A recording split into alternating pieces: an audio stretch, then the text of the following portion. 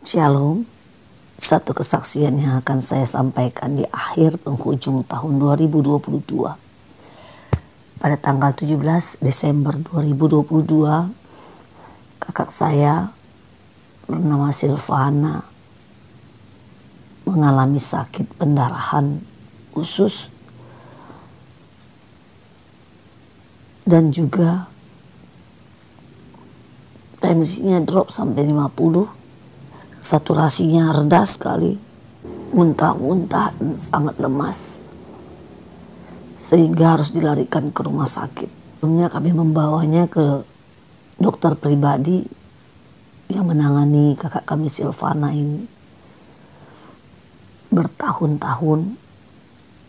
Dokter ini sangat mengerti tentang kondisi kakak kami Silvana, karena kakak kami ini adalah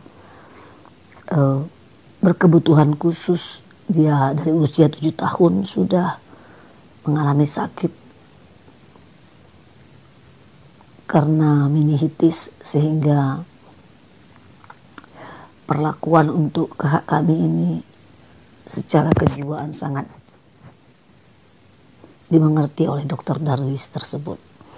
Namun ketika kami sampai di praktek dokternya dan dia memeriksanya, ternyata tensinya cuma 50. Dia menolak dan merujuk ke rumah sakit yang lebih besar karena kondisi kakak kami ini sangat lemah. Akhirnya dibawa ke rumah sakit, langsung ke UGD, kemudian ditangani dengan cepat. Dan puji Tuhan, penanganan di rumah sakit Marta Friska begitu cepat dan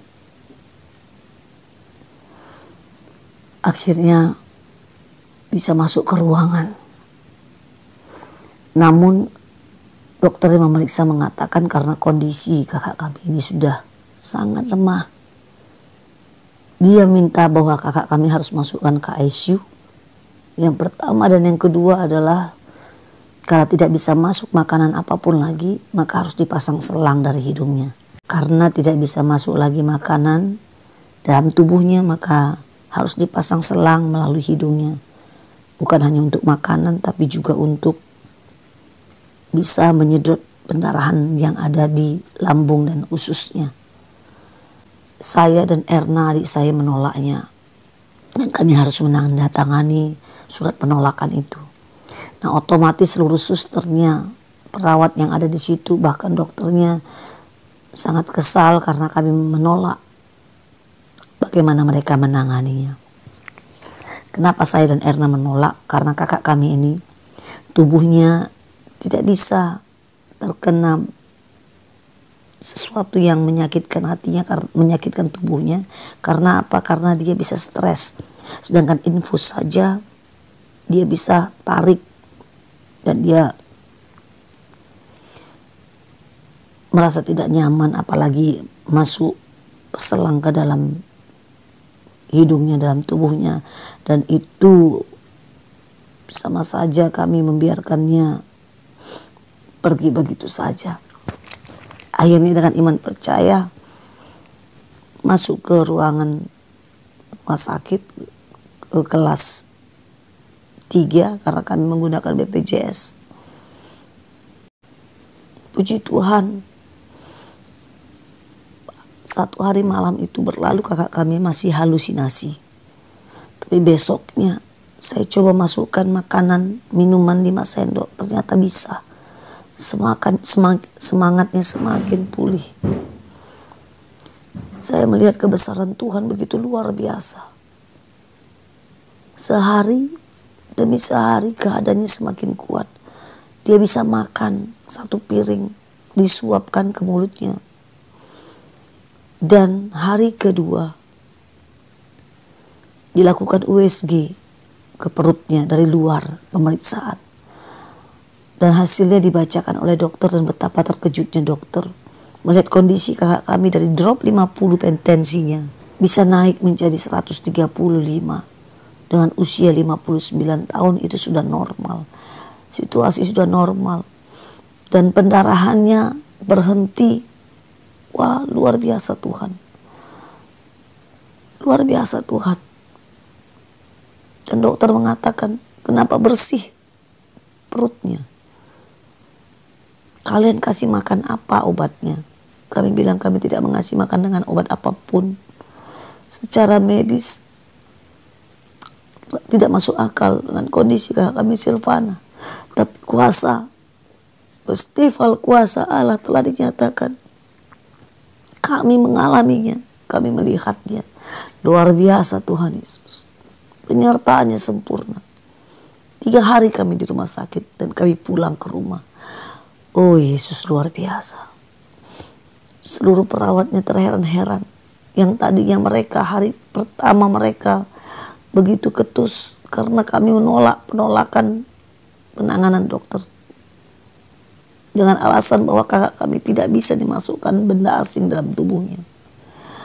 Tetapi berubah mereka menjadi sangat ramah dan sangat manis. Bukankah Tuhan sanggup memulihkan, mengubahkan hati? Dan mereka melihat mujizat itu. Mereka melihat perkembangan kakak kami Silvana. Dia sudah sembuh. Dan selama 3 hari kami juga cuman di rumah sakit. 3 hari dan kami pulang ke rumah. Dan hari ini saya bersaksi mau menutup tahun 2022. Keluargaku mengalaminya, mengalami mujizat Tuhan yang luar biasa. Terima kasih Tuhan Yesus.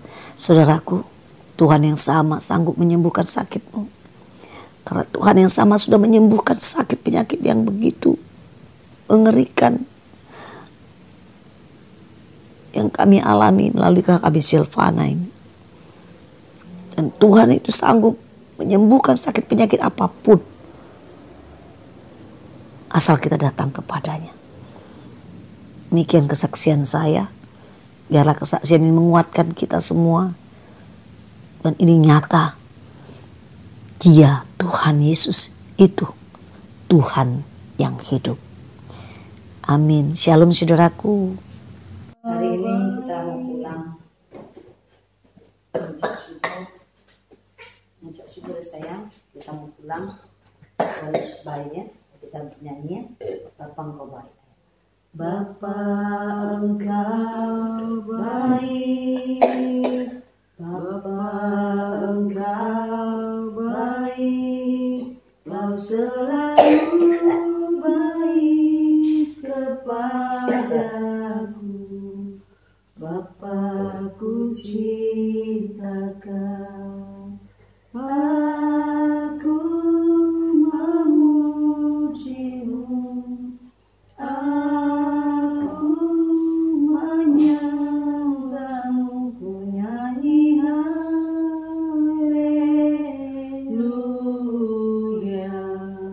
Bapa ku cinta Kau.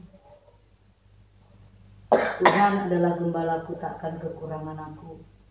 Yang membaringkan aku di padang yang berumput hijau, yang membimbing aku ke air yang tenang, yang menyegarkan jiwaku, yang menuntun aku di jalan yang benar oleh karena namanya.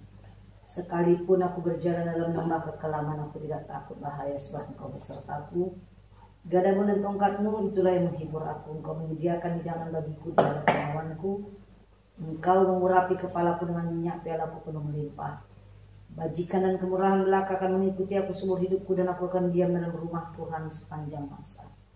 Amin. Itulah firman-Mu yang kami imani Tuhan setiap perjalanan dalam kehidupan kami. Maka pagi ini kami mengucap syukur kepadamu atas penyertaan yang sempurna selama 3 hari kami di rumah sakit. Membawa kakak kami Silvana ini Tuhan. Pemulihan kesehatannya sudah diinfus dan lain-lain dalam obat-obatan yang sudah dimakannya. Tuhan Yesus, terima kasih Silvana bisa makan. Amin. Walaupun semalam dia tidak bisa tidur Tuhan, tapi kami percaya pagi ini kami bawa ke rumah. Batuknya akan hilang, dia akan tidur di rumah dengan nyenyak Tuhan. Terima kasih, dan kami akan pulang sebentar lagi. Tapi Tuhan, kami tidak bisa berjalan tanpa-Mu. Karena kondisi kakak kami ini Bapa masih harus dalam perawatan.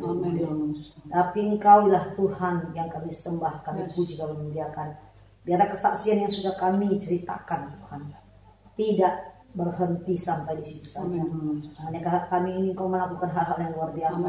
Baik di tengah-tengah keluarga kami dan teman-teman pelayanan kami. Yes. Tuhan terima kasih Bapak. Kami berdoa untuk para suster di lantai 4 ini Tuhan. Karena mereka mempunyai hati mengasihi. Jamah Mereka mengasihi setiap pasien-pasien Tuhan. Amin.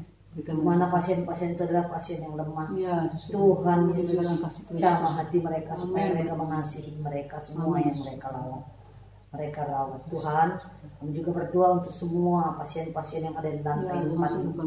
Lawatlah Tuhan, sembuhkanlah mereka Bapa dalam ketidakberdayaan mereka dan kelemahan fisik mereka tidak tahu apa yang harus mereka lakukan.